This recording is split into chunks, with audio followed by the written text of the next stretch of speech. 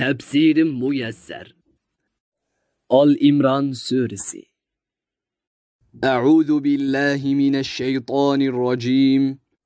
Ey peygamber, sen ahli kitapqa yetarlik dalil isbotlarni o'tirg'i qo'ygandan keyin agar ular sana iymon etib kelsa, ularga aytqinki, men haqiqatan Allohga dinimni xolis qildim. Onunğa hech kimni sherik qilmayman. Manga ergashgan mu'minlarmu dinini Allohga xolis qildi. Onunğa bo'ysunib itoat qildi. Ey payg'ambar, ularga, mushrik arablarga va boshqa barliq kofirlarga aytqinki, agar iymon etsanglar, sizlar albatta to'g'ri yo'lda, hidoyat va haqiqat ustida bo'lgan bo'lasizlar. Agar iymon etishdan bosh tortsanglar, sizlarning hisobinglar Allohgadir. Mening mas'uliyatim faqat dinni yetkazishdir. Men sizlarga dinni yetkazdim. Sizlarning ozg'unliqlarga qarshi dalil isbotlarni o'tirg'i qo'ydik. Alloh bandalarni va ularning ishlarini bilib turg'uchidir.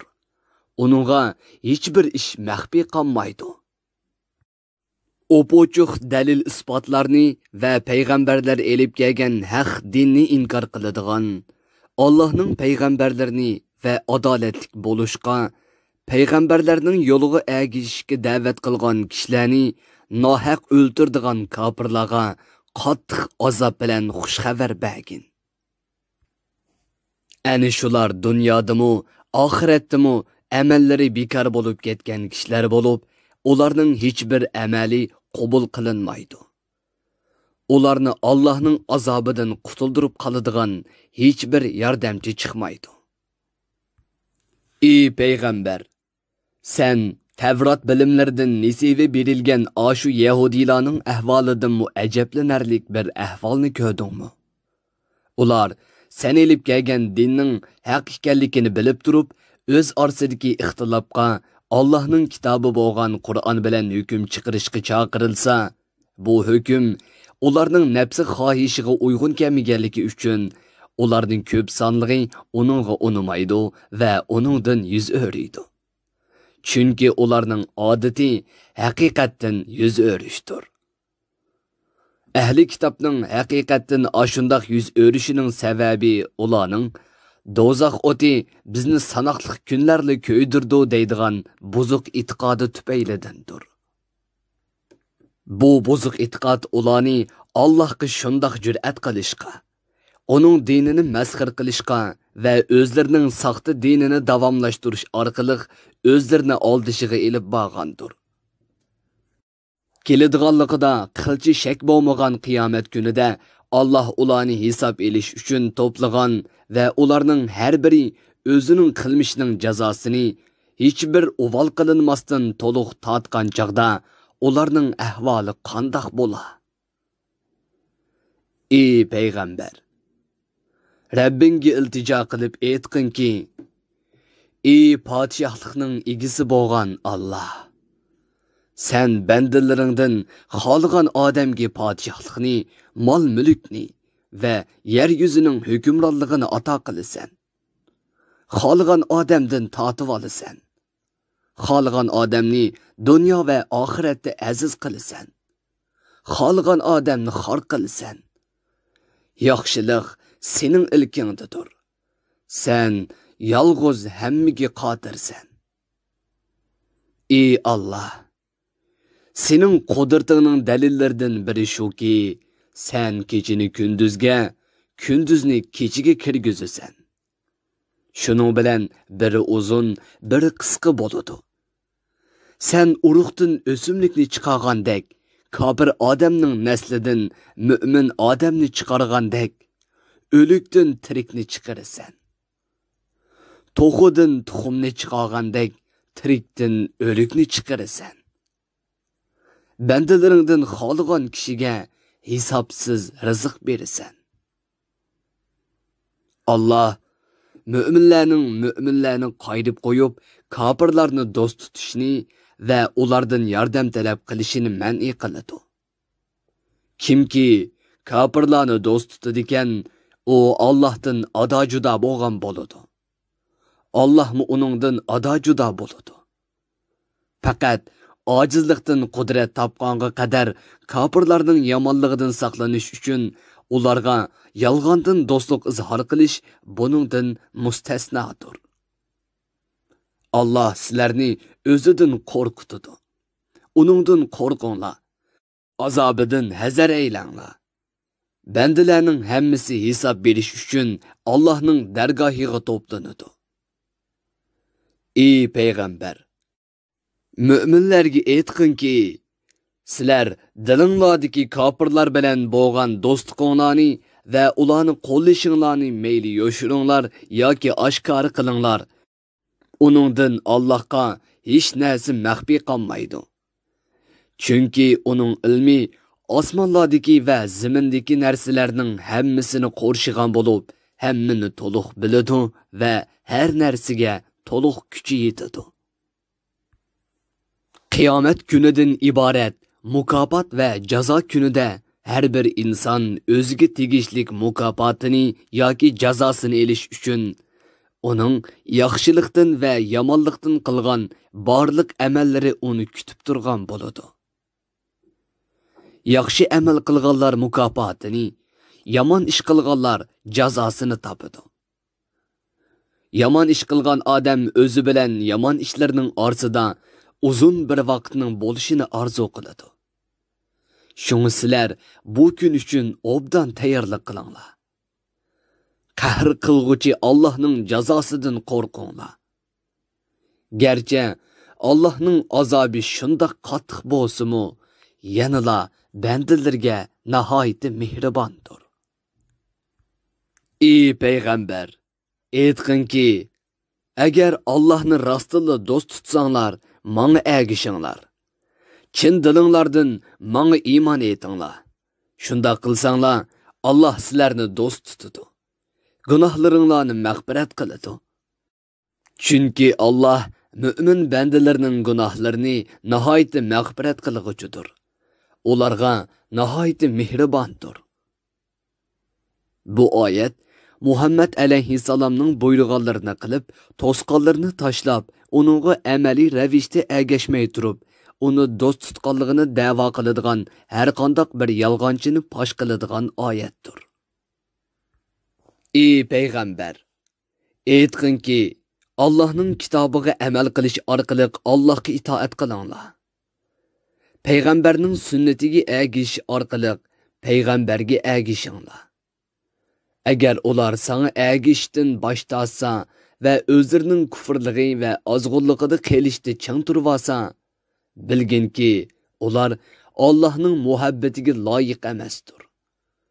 Chunki Alloh mundaq kofirlarni do'st tutmaydi. Sheksizki, Alloh odamni, Nuhni, İbrahim avlodini, İmron avlodini tanladi va ularni o'z zamonasidagi jahon ahlidan ustun qildi. Ashu payg'ambarlar Allohga ixlos qilishda, Allohning bir ekanligiga ishonishdan iborat tavhid aqidasida va uningga amal qilishda ulgulik zotlardir. Alloh bandalarning so'zlarini va duolarini anglab turg'uchidir. Ularning amallarini bilib turg'uchidir. Alloh ularga amallariga qarab mukofot yoki jazo beradi. Ey payg'ambar, İsa alayhissalomni iloh yoki Allohning o'g'li deb biljirlaydigan kofirlarga radiya berishing uchun Maryam, uning onasi va İsa alayhissalom haqidagi qissani asligin. O'z vaqtida İmronning ayoli Maryamga homildor bo'lganda, ey Rabbim, men qo'rsqimdagi farzandimni sana xolis qilib Baytul Muqaddasning xizmatini qilishga otadim. Buni mendan qabul qilgin. Sen haqiqatan duoyimni anglab turg'uvchisan, niyatimni bilib turg'uvchisan degan edi. U homildorligi oxirlashib, qiz bo'vqini tuqqan vaqtida, ey Rabbim, men qiz tug'ib qoldim. Holbuki uning nima tuqqanligini Alloh obdan biladi. Bu Baytul Muqaddasning xizmatiga yaramaydi. Men talab qilgan o'g'il bu qiz bilan o'xshash emas. Chunki o'g'il degan kuchlik va xizmatga yaramliq bo'ladi. Men uningga Maryam deb ot qo'ydim. Men haqiqatan uning uchun, uning avlodlari uchun sana sig'inib, qo'g'landi shaytonning yomonligidan panoh tilayman, dedi. Allah uning duosini ijobat qildi. Uning qilgan nazrini güzel bir ravishda qabul qildi.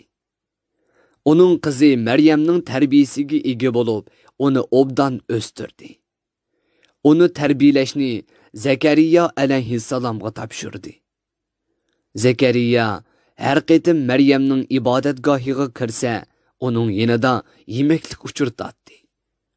O, "Ey Maryam, bu sana qayerdan keldi?" deydi. Maryam, "Bu Allah tarafidan keldi. Sheksizki Allah xohlagan odamga hisobsiz rizq beradi", deydi. Zakariya Allah'ның Maryamga ato qilgan rizqini va fazli karamini ko'rib, Allohga yuzlandi va "Ey Rabbim, menga o'z fazlingdan yaxshi bir farzand ato qilgin. Sen haqiqatan duo qilguvchining duosini anglab turg'uvchisan", deb iltijo qildi. Zakariya namozgohida Allohga iltijo qilib turayotgan paytda farishtalar uningga nido qilib, "Allah sana seni xushal qiladigan bir xabar beradi-ki, sening Yahyo ismli bir farzanding bo'ladi. U Allohning bo'l degan kalimasidan to'ralgan Isoni itrof qiladigan, qavm ichida yuqori izzat obro'yliq, nafsi xohishiga berilmaydigan, gunohdan yiroq turadigan yo'lboshchi, taqvodor va yaxshilar qatoridagi payg'ambarlardan bo'ladi", dedi.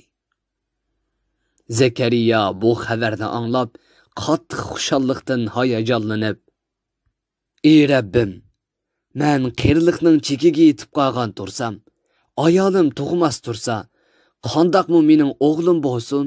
dedi.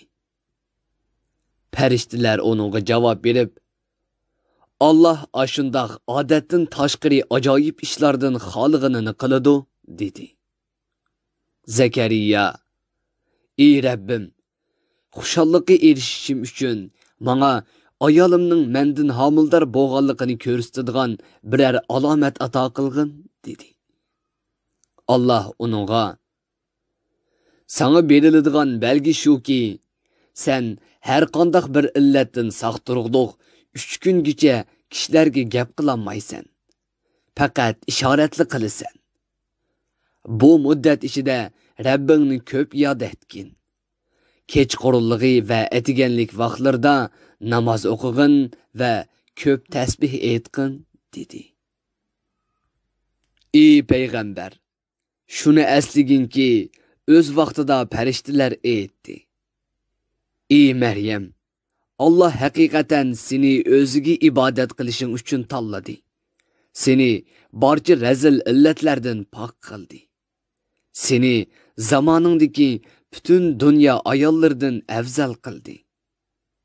Ey Maryam, Rabbingga toat ibodat qilishni davomlashtirgin. Rabbingning sana ato qilgan ne'matlarga shukr qilgan holda, uningga kamoli ixlos va kamtarlik bilan ibodat qilgin. Sajda qilgin va ruku qilguvchilar bilan ruku qilgin." Tafsirim muyassar. Bir guruhi ulamolar nashrga tayyorlagan. Tarjima qilguvchi Muhammad Yusuf Muhammad Tursun.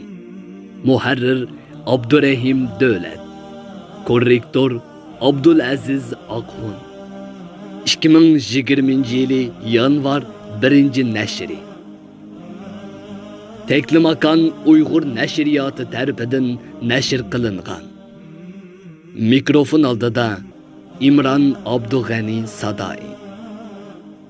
Bu asar avlod detallarida tarqitildi.